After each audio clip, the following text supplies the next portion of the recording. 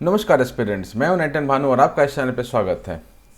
मित्रों, हम लोग इस पार्ट में C++ ऑपरेटर से शुरू करने वाले हैं। स्ट्रिंग वाला जो डेटा टाइप था वो हमने देख लिया है, ठीक है। और इससे पहले स्ट्रिंग डेटा टाइप वगैरह और क्या था, फ्लोटिंग पॉइंट नंबर्स, बाकी जो भी डेटा टाइप्स थे सारे हमने देख रखे हैं अभी, ठीक है। इस पार्ट से हम लोग C++ का ऑपरेटर शुरू करेंगे, ठीक है। ऑपरेटर मतलब होता क्या है, बहुत बेसिक क्या होता है कि जो ऑपरेट करता है, मतलब जिसको यूज़ करके हम लोग ऑपरेशन परफॉर्म करते हैं, ठीक है। तो ऑपरेशन परफॉर्म करने के लिए हमको ऑपरेंड चाहिए होता है और ऑपरेटर चाहिए होता है।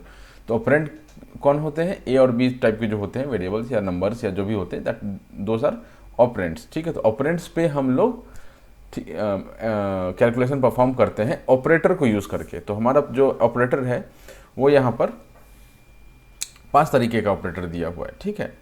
5 तरीके का ऑपरेटर दिया हुआ है। तो एक एक करके देखते हैं और चीज़ों को आगे बढ़ाते हैं। पहला है हमारा अरिथमेटिक ऑपरेटर। अब अरिथमेटिक ऑपरेटर तो अपने को मोटा मोटी आता ही है, ठीक है। बट जो भी है एक लाइन से एक बार में देख लेते हैं चीज़ों को, ठीक है। तो सबसे पहला जो आता है अरिथमेटिक ऑपरेटर में वो आता है अपना ऐड, ठीक है। पहला कौन सा आ जाता है? ऐड आ जाता है। उसके बाद सब्ट्रैक्ट आ जाता है, फिर डिवाइड आ जाता है, फिर मल्टीप्लाई आ जाता है, ठीक है। तो ये तो बहुत कॉमन वाले हो गए जो अपन मैथ्स में भी देखते हैं, राइट, ठीक है। Add, subtract, divide, multiply. Modulus क्या होता है? हमको रिमाइंडर देता है। आप इसको हमेशा याद रखेंगे कि ये जब भी ये परसेंटेज नहीं है, ये मॉड्यूलस ऑपरेंड है, ठीक है। तो मॉड्यूलस ऑपरेंड ऑपरेटर में क्या करते हैं हम लोग? रिमाइंडर बताता है ये, रिमाइंडर, ठीक। मान लेते हैं कि 4 मॉड्यूलस 2 इक्वल्स टू 0 हो जाएगा। क्यों? क्योंकि 4 को दूसरे जब भाग देंगे तो हमारे पास रिमाइंडर कुछ भी नहीं बचेगा। तो मॉड्यूलस ऑपरेंड क्या करता है? हमको रिमाइंडर देता है। इसको याद रखेंगे, ठीक है। उसके बाद आता है इंक्रीमेंट एंड डिक्रीमेंट, ठीक है ना। तो ये क्या काम करने काम करता है? एक बढ़ाने का काम करता है। ए प्लस प्लस लिखा हुआ है, ए इक्वल्स टू 5 है और ए प्लस प्लस लिखा हुआ है, और हम क्या कर रहे हैं? इसको सी आउट कर ले रहे हैं, ठीक है। सी आउट ए। इस तरह का अगर छोटा सा कोड आ जाता है तो मतलब कि हम क्या चाह रहे हैं कि ए का वैल्यू इंक्रीमेंट किया जाए, यानी कि ए इक्वल टू 5 था, जैसे इंक्रीमेंट करेंगे उसके बाद ए इक्वल टू 6 हो जाएगा, ठीक है। इसको प्रिंट जब करेंगे तो 6 आएगा। डिक्रीमेंट में जस्ट उसका उल्टा 1 से घटता है और 1 से बढ़ता है, ठीक है।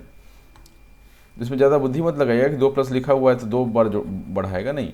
ये जो है एक बार बढ़ाएगा, एक बार घटाएगा। तो इंक्रीमेंट डिक्रीमेंट ऑपरेटर यही काम होता है कि एक एक करके बढ़ाना या फिर घटाना, ठीक है। इसके बाद आता है असाइनमेंट ऑपरेटर। असाइनमेंट ऑपरेटर पर आते हैं, उससे पहले हम लोग थोड़ा इधर कंपैरिजन और लॉजिकल पहले देख लेते हैं और बिटवाइज भी देख लेते हैं। इससे क्या हो जाएगा? थोड़ा असाइनमेंट आसान हो जाएगा, ठीक है। तो कंपैरिजन में क्या होता है? आपको दो चीज़ों को कंपेयर करते हैं, तो क्या कंपेयर कर सकते हैं? बराबर है, नहीं है, ठीक है। तो ये पहला वाला हो गया, इक्वल टू। दूसरा क्या हो गया? बराबर है, ये चेक कर रहे हैं तो पहला वाला हो गया। बराबर नहीं है, ये चेक कर रहे हैं, दूसरा वाला हो गया। बड़ा है, x जो है y से बड़ा है और x जो है y से छोटा है, तो ये भी कंपैरिजन कर रहे हैं यहाँ पर। x is greater than equal to y, ये भी कंपैरिजन है। x is less than equal to y, ठीक है, तो ये भी कंपैरिजन है। तो इस जब कंपैरिजन टाइप का स्टेटमेंट आता है तो इसमें क्या हमको देखने के लिए मिलता है? ट्रू या फॉल्स इसका जवाब होता है। मतलब आप कंपेयर कर रहे हैं कि बराबर है कि नहीं है, ठीक है। तो आंसर क्या आएगा? ट्रू आएगा या फॉल्स आएगा। तो ये आपको ध्यान में रखना है कि इसका आंसर जो है कंपैरिजन ऑपरेटर का ट्रू या फॉल्स आंसर आता है, ठीक। एक चीज़। दूसरा चीज़ उसके बाद आता है हमारा लॉजिकल।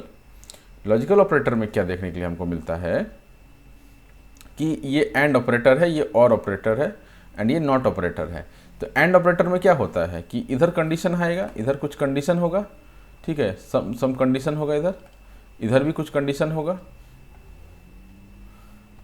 ठीक है। इधर भी कुछ कंडीशन होगा।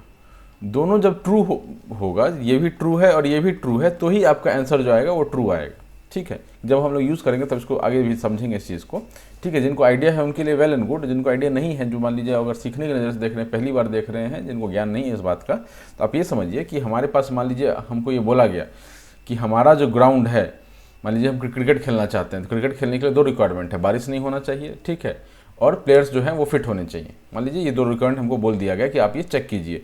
तो हम क्या चेक करेंगे कि इफ़, ठीक है, नॉट रेनिंग एंड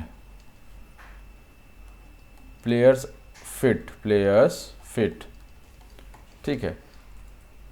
तो हमने क्या यहाँ पर चेक किया? बेसिकली 2 कंडीशन को चेक किया है एंड यूज करके। अगर ये भी ट्रू होगा, ये भी ट्रू होगा, तो ओवरऑल ये जो इफ स्टेटमेंट है वो ट्रू होगा, ठीक है। तो ये चीज़ के लिए यहाँ पर आ जाता है ये।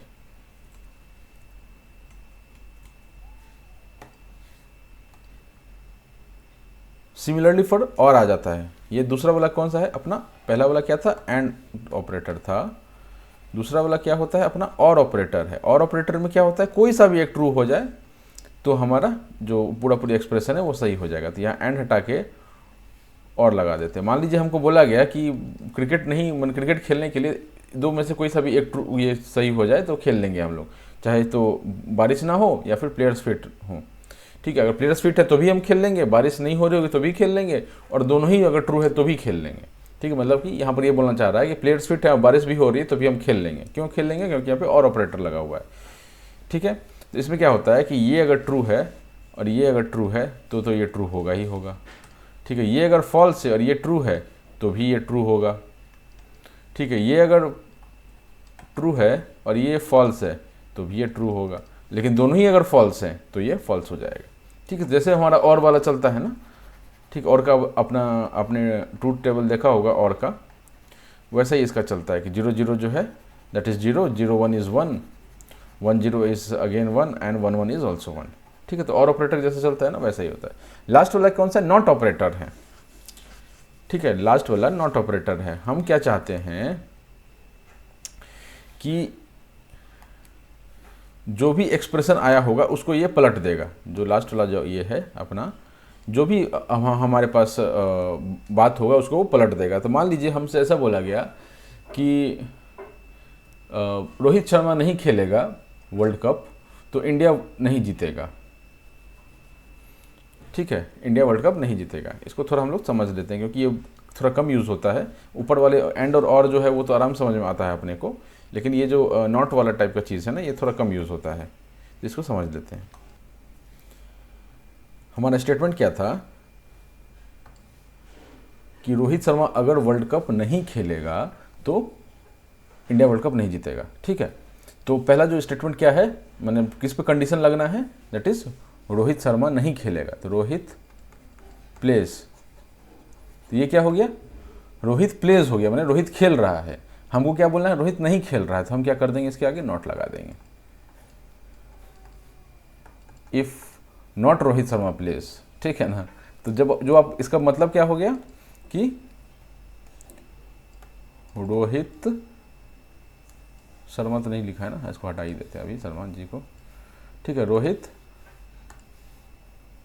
इफ रोहित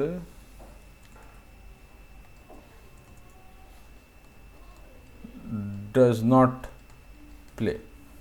ठीक है, तो चाहे तो आप ऐसे लिख लीजिए कि if Rohit does not play. ठीक है, उसके बाद जो था इंडिया वर्ल्ड कप नहीं जीतेगा, या फिर आप ऐसे लिख लीजिए इफ नॉट रोहित प्लेस। ठीक है ना, मतलब जो भी यहाँ है इसका ये निगेशन कर देता है ये चीज़। ठीक है, तो आपको हम उम्मीद है समझ में आ गया होगा। बाकी जब यूज़ करेंगे थोड़ा बहुत कोड हम लोग करेंगे आखिरी में, तब हम लोग इसको देखेंगे थोड़ा गौर से कि कैसे हमको यूज़ करना है। थोड़ा कम यूज़ होता है, मतलब ज़्यादा लोग टच में नहीं होते इस चीज़ के। ठीक है, नेक्स्ट आता है अपना bit wise operator. Logical operator देख लिया, हमारा आता है bit wise operator. Bit wise and क्या होता है कि दो नंबर दिए हुए हैं आपको।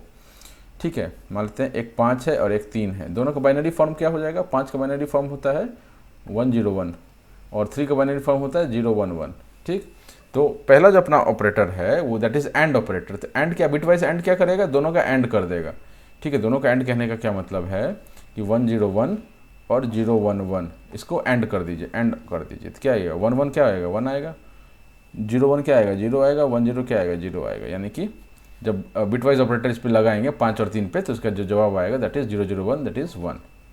ठीक है, और ऑपरेटर में क्या हो जाता है, ठीक है, और ऑपरेटर में सेम, यहाँ पर एंड के बदले आप और कर दीजिए। ठीक है, यहाँ पर एंड के बदले और कर देंगे हम लोग। जैसे ही बिटवाइज और करेंगे तो यहाँ से भी हट जाएगा। ठीक है, और ये और हो जाएगा।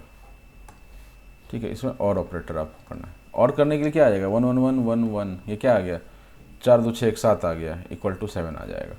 ठीक है, तो दिस इज एंड और जॉर। जॉर का ट्रूथ टेबल आपको पता होना चाहिए। ठीक है, एक्स वाई, ठीक है, एक्स जॉर वाई। ठीक है, X Y X XOR Y. तो X Y X XOR Y क्या होता है,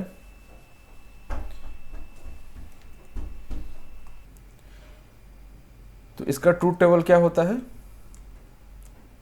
अगर आपको पता है तो वेल एंड गुड, नहीं पता है तो ये देख लीजिए 0 0 0 1 1 0 1 1। ठीक है, इसका ट्रूथ टेबल हो जाता है 0 1 1 0, ये ट्रूथ टेबल इसका हो जाता है। तो जो भी आप ऐसे ही जोर ऑपरेशन लगा दीजिए और इसी हिसाब से आप इसको हैंडल कर लीजिए, तो ये जोर ऑपरेशन हो गया। नॉट ऑपरेटर क्या होता है, एक कॉम्प्लीमेंट बता देता है। शिफ्ट ऑपरेटर क्या करेगा कि इसको शिफ्ट को ना आया था एक सवाल इसमें, बीपीएससी ट्री में आया हुआ था ये सवाल, तो शिफ्ट ऑपरेटर मैं थोड़ा सा आपको बता देता हूँ,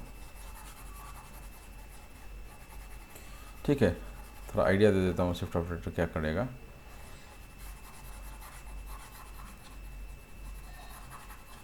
राइट, तो शिफ्ट ऑपरेटर में क्या होता है कि हमारे पास चाहे ये शिफ्ट होगा या फिर ये शिफ्ट होगा, इधर क्या होगा, एक नंबर होगा, ठीक है, इधर नंबर होगा, इधर भी नंबर होगा, मैंने अलग अलग है तो इसलिए मैं अलग अलग फिर से लिख रहा हूँ। और ये पोजीशन शिफ्ट यहाँ पर बताएगा कितना शिफ्ट करना है, ठीक है, ये पोजीशन शिफ्ट बताएगा, पोजीशन शिफ्ट, ठीक है। ये क्या हो गया, डायरेक्शन बता रहा है, डायरेक्शन बता रहा है, ठीक है। एक आध एग्जाम्पल लेकर हम इसको समझ लेते हैं। मान लीजिए 5 लेफ्ट शिफ्ट 5 नहीं 3 ले लेते हैं, 3 लेफ्ट शिफ्ट 2 कर देते हैं। तो मतलब क्या है कि 3 जो नंबर है इसमें आपको शिफ्टिंग करनी है, कितना पोजीशन शिफ्ट करना है, 2 शिफ्ट करना है, किधर शिफ्ट करना है, इधर शिफ्ट करना है, ठीक है। तो 3 का जो आपको ये मिलता है, क्या बोलते हैं उसको, बाइनरी फॉर्म क्या मिलता है, 0 1 1 मिल जाता है, ठीक है। लेफ्ट शिफ्ट 2 पोजीशन से इसको कीजिए, 2 पोजीशन लेफ्ट शिफ्ट करेंगे और हम लोग वहाँ पर 0 प्लेस करेंगे, तो 0 1 1 तो था ही, 2 पोजीशन इधर शिफ्ट किया तो 0 0 आ गया। अब ये शिफ्ट हो चुका है, अब इसका वैल्यू क्या हो गया, ठीक है, 1 2 4 8, ठीक है, तो 8 4 12, इसका वैल्यू क्या हो गया, 12 हो गया। यानी कि इस जो सवाल था इसका वैल्यू क्या हो जाता है, 12 हो जाता है, ठीक, क्लियर है ये चीज़।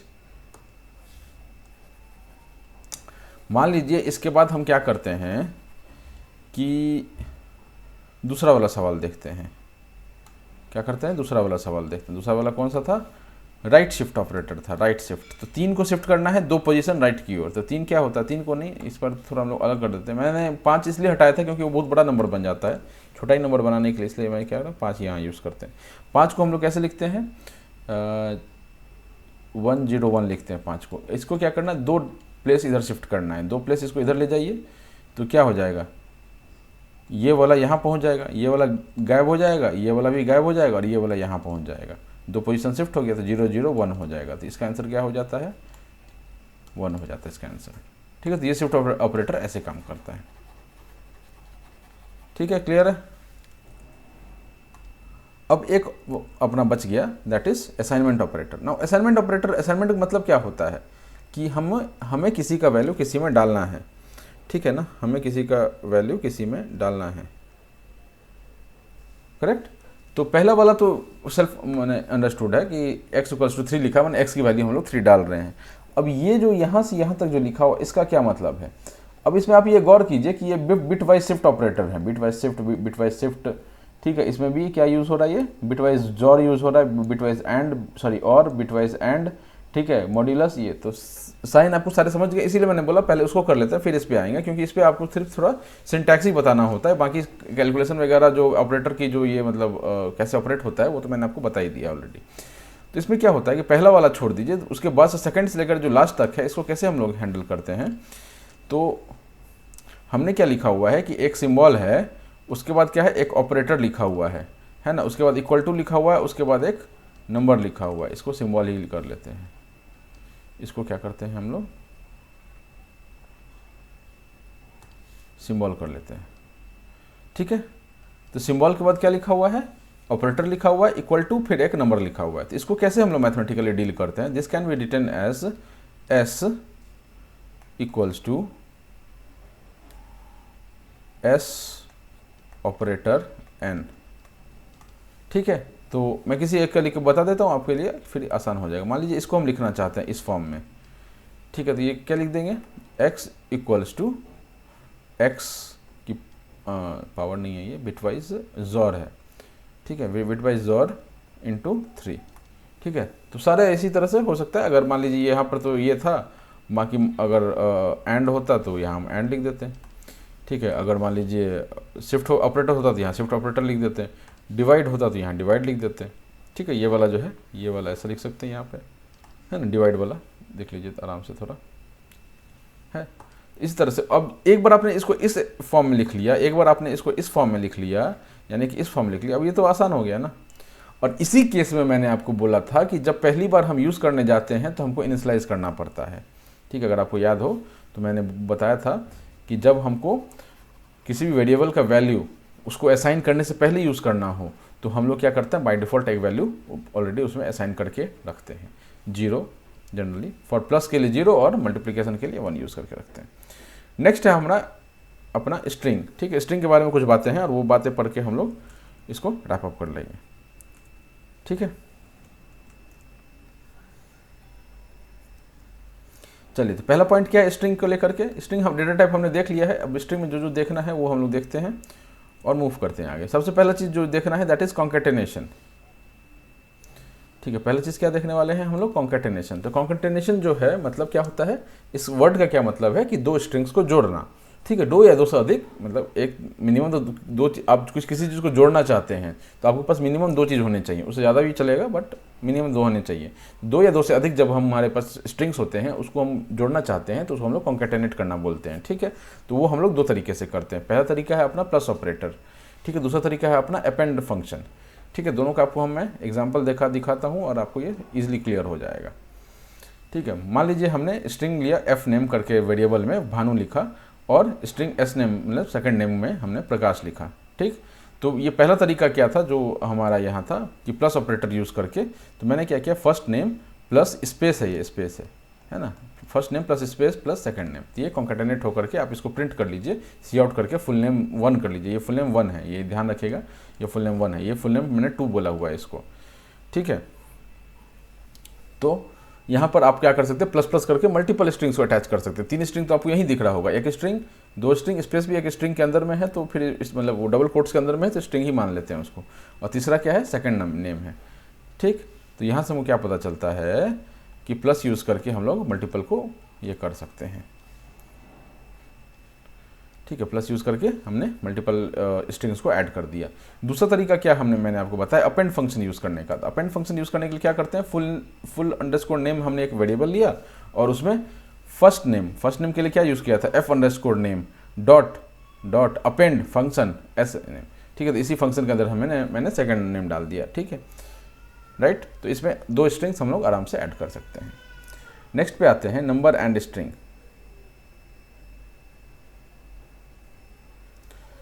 ठीक है, नंबर एंड स्ट्रिंग जो है कि हम लोग क्या कहना चाह रहे हैं यहाँ पर, बेसिकली नंबर को स्ट्रिंग के में अगर लिख दें, अगर डबल कोट्स में लिख दें तो कैसे बिहेवियर होता है वो देखने वाले हैं। नंबर, किसी भी नंबर को जो इंटीजर टाइप का हो या किसी भी टाइप का हो, ठीक है, किसी भी नंबर को अगर आप डबल कोट्स में लिख देंगे तो वो स्ट्रिंग बन गया, तब उसका फंक्शन कैसे करेगा वो हम देखने वाले हैं। ठीक है, तो इजी पार्ट है।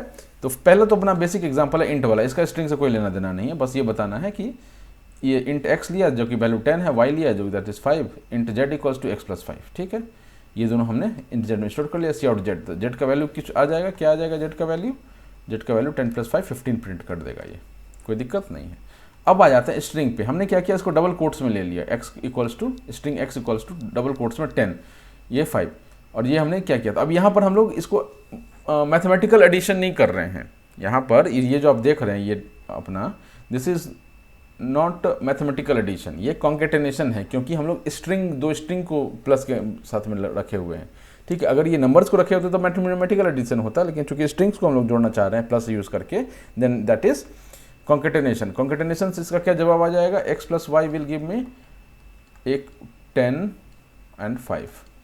ठीक है, मैंने कोई स्पेस बीच में नहीं डाला इसलिए 105 इसका आंसर दे देगा। ठीक है, this is string, this is not number. ठीक है, जो हमारा जवाब आएगा दैट इज स्ट्रिंग। नाउ तीसरा केस क्या बनता है कि एक नंबर हो इंटीजर वाला और दूसरा हो स्ट्रिंग में। ठीक है, तो मैंने क्या किया, x इक्वल्स टू 10 ले लिया, int x equals to 10 and string y equals to 5। ठीक है, अब मैंने इसको ये किया, तो यहाँ पर क्या हो जाएगा, यहाँ पर ये एरर मारेगा, और एरर मारेगा इसीलिए ये कन्फ्यूजिंग क्वेश्चन हो जाता है, और यहाँ से आपका सवाल MCQ के लिए बन सकता है। ठीक है, क्लियर है। ठीक है, अपेंड फंक्शन याद रखिएगा, ये भी अपेंड फंक्शन भी है, ये पूछ सकता है कि अपेंड फंक्शन क्या है, क्या काम करता है, दिस इज क्वेश्चन। ठीक है, उससे पहले क्या देखा था, बाकी ऑपरेटर से तो सीधी सवाल नहीं बनते हैं, इससे सवाल बन सकते हैं, वो सॉल्व करने के लिए बोल सकता है ये वाला। ठीक है, ये वाला पार्ट बिटवाइज ऑपरेटर आपको सॉल्व करने के लिए, जैसे लेफ्ट शिफ्ट आया था पिछले आई थिंक BPSC 2 में, शायद 1 में या 2 में, किसी एक में आया था, तो देख लीजिएगा कि बिटवाइज ऑपरेटर कैसे वर्क करता है। इसी पे क्वेश्चन आएगा, इस पे नहीं क्वेश्चन आएगा, इस पे क्वेश्चन नहीं आएगा, इस पे क्वेश्चन नहीं आएगा, इस पे क्वेश्चन आएगा। दीज आर सिंपल क्वेश्चन, इस पे आएगा। ठीक है, मतलब ये सब यूज़ हो सकता है, बट जो सवाल पूछने का उनका ये होगा ना, वो इसी पे होना चाहिए। ठीक है, मेरे ख्याल से this is important, this jaw function is important. ठीक है, क्योंकि बहुत लोग इसको पावर मान करके है ना पावर लगा देंगे और हमको पता चला कि वो बिटवाइज जॉर ऑपरेटर था। ठीक, चलिए आगे बढ़ते हैं। तो कॉन्केटेनेशन हमने देख लिया, कॉन्केटेनेशन के बाद नंबर स्ट्रिंग देख लिया, नंबर स्ट्रिंग के बाद स्ट्रिंग का लेंथ आते हैं। स्ट्रिंग का लेंथ दो तरीके से हम लोग पता कर सकते हैं, एक लेंथ फंक्शन यूज़ करके, एक साइज फंक्शन यूज़ करके। ठीक है, दोनों मैंने आपको लिख के दिखा दिया। String name equals to Bhanu Prakash. ठीक है, इंट साइज, अब साइज जब हम कैलकुलेट करेंगे ना तो ये यहाँ से 0 से स्टार्ट होगा। ठीक है, तो ये 0 से स्टार्ट होता है। वैसे साइज में कोई दिक्कत नहीं है, साइज इज मतलब इंडेक्सिंग जो है वो 0 से स्टार्ट होता है, साइज तो 1 से स्टार्ट होगा। ठीक है, साइज 0 से स्टार्ट नहीं होगा, इंडेक्सिंग 1 से होता है। तो 1 2 3 4 5 6। ठीक है, तो इसको भी, स्पेस को भी काउंट करेंगे हम लोग। ठीक है, और ये 7 करके ऐसा ऐसा यहाँ तक जो भी नंबर आएगा वो आपका लेंथ हो जाएगा। तो दोनों में से कोई अंतर नहीं है, दोनों में से कोई सा भी आप यूज़ कर लीजिए, आपकी चॉइस पर है। ऐसा कुछ भी नहीं है कि लेंथ में कुछ अलग बताएगा, साइज में कुछ अलग बताएगा, ऐसा नहीं है। ठीक है, इंट साइज यहाँ पर ये इंटीजर टाइप का है, ये गौर कीजिएगा कि साइज की क्या है, नंबर आ रहा है हमारे पास। ठीक है, हमारे पास रिटर्न में मैंने असाइनमेंट ऑपरेटर में हमको नंबर असाइन हम कर रहे हैं, तो इंट क्या हो जाएगा, साइज हो जाएगा। ठीक है, इंटीजर टाइप हो गया साइज़ का, और साइज़ में हमने क्या डाल दिया, नेम डॉट साइज़। ठीक है, ये ई मिसिंग है यहाँ पर, और नेम डॉट लेंथ। ठीक है, दोनों में से कोई सा भी आप फंक्शन यूज़ कर लीजिए, आपका जो भी स्ट्रिंग हो उसका जो साइज़ होगा वो पता चल जाएगा। ठीक है, और इंडेक्स जो होता है ना, इंडेक्स आपको मैं अभी हम लोग देखेंगे उस चीज़ को भी। हाँ, आ गया, अगला ही पॉइंट में है। ठीक है, तो इसको हम लोग देख लेते हैं यहीं पर। चलिए, अगला पॉइंट, अपना चौथा पॉइंट क्या है,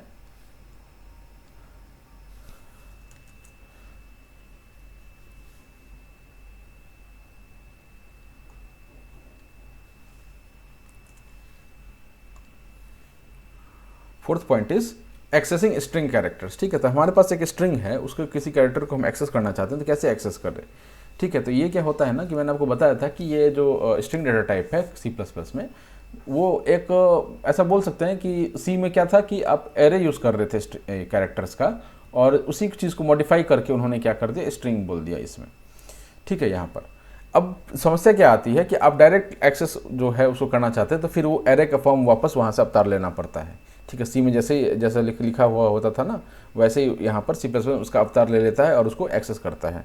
ठीक है, तो आपको पता होगा कि मान लीजिए कोई एरे है हमारे पास ARR।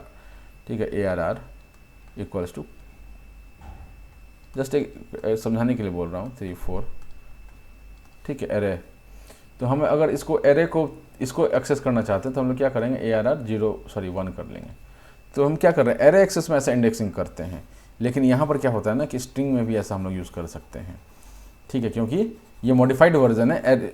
स्ट्रिंग जो था वो कैरेक्टर एरे ही था, लेकिन जब उसको C++ में डाला गया तो स्ट्रिंग बोल करके डाल दिया, और हमारे पास जब एक्सेस का टाइम आता है तो वापस उसी पूर्वावतार में जाना पड़ता है। तो by referring to its index number, ठीक है, इसको गौर करिएगा, by referring to its index number inside. ठीक है, इनसाइड मतलब इस ब्रैकेट के अंदर में आप इंडेक्स नंबर लिखेंगे और उसको एक्सेस कर लेंगे। जैसे एग्जांपल के लिए string name equals to Bhanu, Bhanu double quotes में है। अब हम बोल रहे हैं कि सी आउट नेम 0, तो ये क्या इंडेक्स क्या है, 0 से शुरू होता है, तो क्या होगा 0 1 2 3 4, है ना, 4 इंडेक्स हैं इसमें हमारे पास। सी आउट नेम, ठीक है, नेम यहाँ पर वेरिएबल है, स्ट्रिंग वेरिएबल क्या है, नेम है, नेम का क्या एरे है, जो हमको नहीं दिख रहा था इतनी देर से कि भाई वो स्ट्रिंग ही एक वेरिएबल है, इंडिपेंडेंट वेरिएबल है, बट वैसा कुछ नहीं है, वो एक एरे है जो उस नाम से एग्जिस्ट कर रहा है। ठीक है, तो इसका आंसर क्या हो जाएगा, इसका आंसर उत्तर हमको बी दे देगा, और इसका क्या दे देगा, इसका एच दे देगा। ठीक है, तो ये इस तरह से हम लोग स्ट्रिंग कैरेक्टर्स को एक्सेस कर सकते हैं। अब यहाँ पर एक आ जाता है नोट, आपको करना है कि to change value of a specific index in a string. हम लोग चाहते हैं कि हमारे पास एक स्ट्रिंग है और उसका इंडेक्स मतलब उसमें किसी एक लेटर हमारे पास गलत हो गया है, मैं चाहता हूँ उसको चेंज कर दूँ, तो हमारे पास उसका इंडेक्स अगर पता हो तो हम उसको चेंज कर सकते हैं। मान लेते हैं कि स्ट्रिंग नेम वेरिएबल है जिसमें मैंने सोनू ये किया, क्या सोनू क्या किया, इसमें स्टोर किया, सोनू नाम का स्ट्रिंग मैंने नेम वेरिएबल में स्टोर किया। अब मैं क्या करूँगा कि नेम 0 किसको पॉइंट कर रहा है, नेम 0 इसको पॉइंट कर रहा है, नेम 0 इक्वल्स टू m। ठीक है, सी आउट नेम, तो इसका आंसर क्या आ जाएगा, ये मोनू आ जाएगा, है ना। तो सोनू क्या बन गया, मोनू बन गया। कैसे बन गया, क्योंकि हमने इंडेक्स पर जाकर के उसको लेटर को बदल दिया, कैरेक्टर को बदल दिया। तो बेसिकली है क्या कि ये कैरेक्टर एरे है, नेम ये कैरेक्टर एरे बनता है जिसमें S, O, N, U ऐसा कुछ है, ठीक है।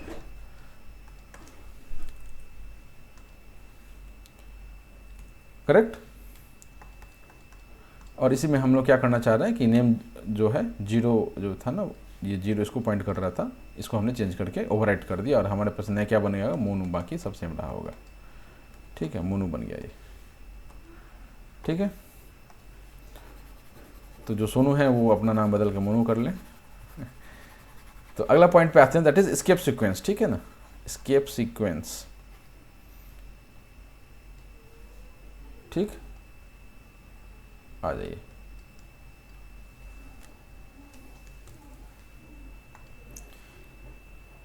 चलिए समय ज़्यादा हो गया, मुझे लगा था मैं कंप्लीट कर लूँगा बट आई कुडंट।